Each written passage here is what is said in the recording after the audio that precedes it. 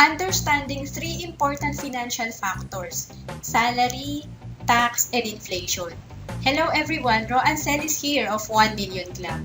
In this video, you will learn about first, relationship of your salary and income tax. Second, relationship of your salary increase and inflation rate.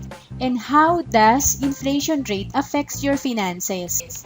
And lastly, what can you do to beat the effect of inflation rate and tax in your finances? First, let's discuss your salary and income tax. Let us review first yung terminologies. Basic pay, ito yung napagkasunduan nyo ng employer mo. Kung magkano yung sweldo mo. Tinatawag din tong gross income. Income tax, ito yung binabawas sa sweldo mo. Depende sa salary range mo. Depende rin sa status mo kung single ka or married. Depende din kung may dependent ka. SSS, PhilHealth, Pag-ibig Contribution, ito yung government mandatory contributions. And net pay, ito yung nare-receive mo every payday. Basic salary minus income tax minus SSS, PhilHealth, and Pag-ibig Contribution. Magbigay tayo ng actual example. And take note, ang lahat ng sample ko ay computation kung single ka at walang dependent. Kung ang sweldo mo ay 15,000 a month, ang income tax mo ay 1,541.83, SSS mo ay 545, PhilHealth mo ay 187.50, and Pag-ibig contribution mo ay 100 pesos. So, ang net pay mo is 12,625.67. Madalas, ito yung sweldo kapag fresh graduate. Kung ang net pay mo ay nasa 12,625.67, nakakapag-ipon ka ba? Kung ganito ang sweldo natin, naiisip natin maliit, di talaga kakayanin makapag-save. Saka na lang ako mag-iipon pag lumaki na yung sweldo ko, pag na-promote na ako. Ngayon, ipapakita ko sa iyo ang salary computation, 4 na actual sample.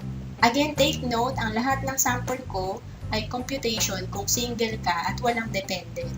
Kung 15,000 basic salary mo, ang net pay mo 12,625.67. Kung 20,000 ang basic salary mo, ang net pay mo ay 16,384.77. Kung 25,000 ang basic pay mo, ang net pay mo ay 20,087.90.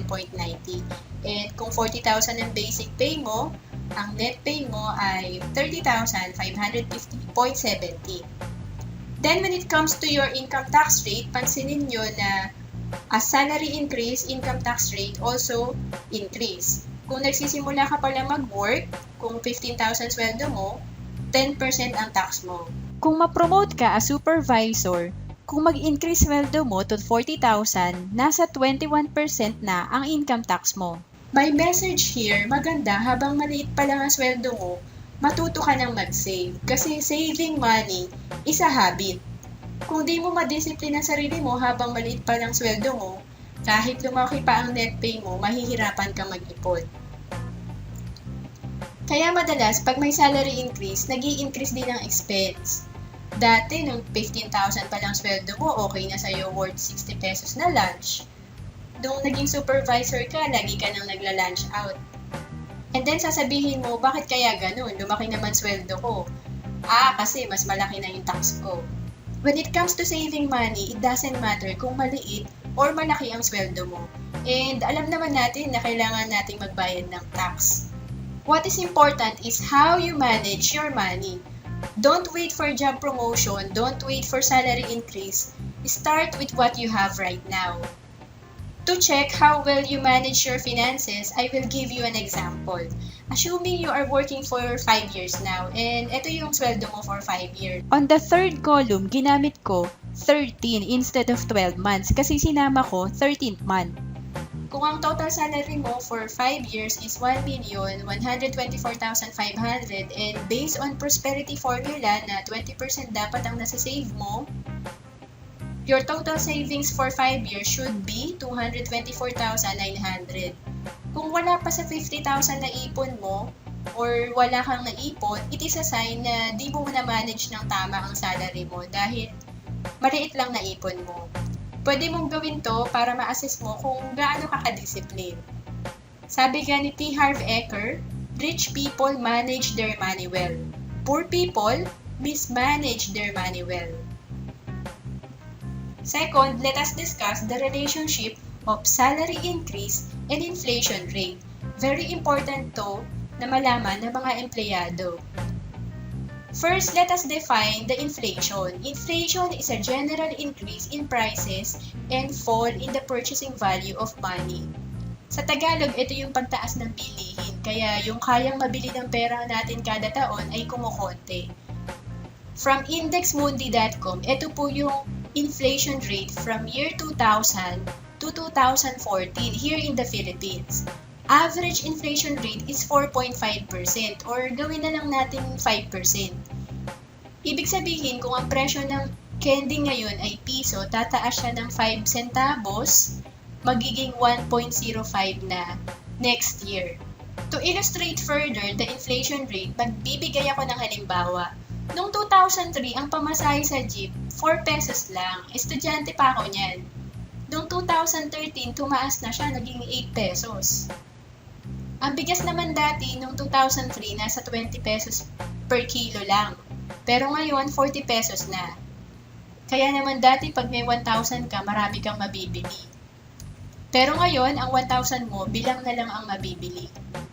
My important message here, knowing that inflation rate is 5%, your salary increase per year should be at least 5% para makasabay ka sa pagtaas ng mga bilihin. Paano kung wala kang increase or 3% lang? Problema yun kasi di nakasabay ang net pay mo sa gastusin mo, lalo na kung nadagdagan pa ang responsibilidad mo. Gaya ng nadagdagan ng anak mo, kaya madalas nadadagdagan ang utang mo.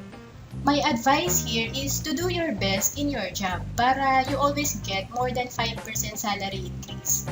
And manage your finances. Kung bibili ka, ask yourself, kailangan ko ba talaga to? Disiplina pa rin ang kailangan. And lastly, inflation and tax. Parehong may epekto sa finances mo. May inflation every year. Ang tax, binabawas yan sa'yo kahit na kaklose mo yung HR manager. Meaning, you cannot control this too. Now, I want you to focus on what you can control. Your net pay. As always, my advice is to save 20% of your salary. One of your options is to invest in paper assets like mutual fund. Your goal should be long-term. If you have investment in mutual fund, it will give you passive income. On the average, the rate of return is 10%, which is higher than the interest in savings account in the banks, para mas malaki yung growth ng money mo sa 5% inflation rate. And ang maganda pa, when you invest in mutual fund, it's tax exempt. When you save in bank, you are a depositor. When you invest in mutual funds, you are the owner. Dahil may shares ka sa top corporations in the Philippines. When these top corporations grow and earn, you will also earn.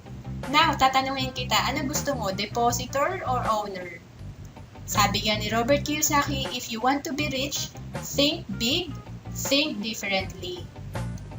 To summarize what we have learned from this video, first, when your salary increase, your income tax also increase. So the key is to learn to manage your money well.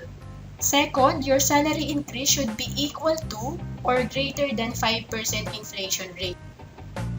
And third, to beat the effect of inflation and tax, save money and invest it to have a better growth in your hard-earned money. Do you want to improve your financial situation? First step is to educate yourself. We are conducting practical money management and investment strategies in Makati and Cebu. For those located in other provinces and outside the Philippines, we are conducting webinar. 1 Million Club is here to help you.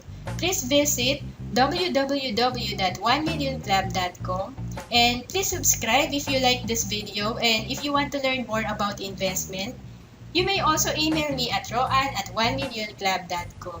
Thank you for watching this video.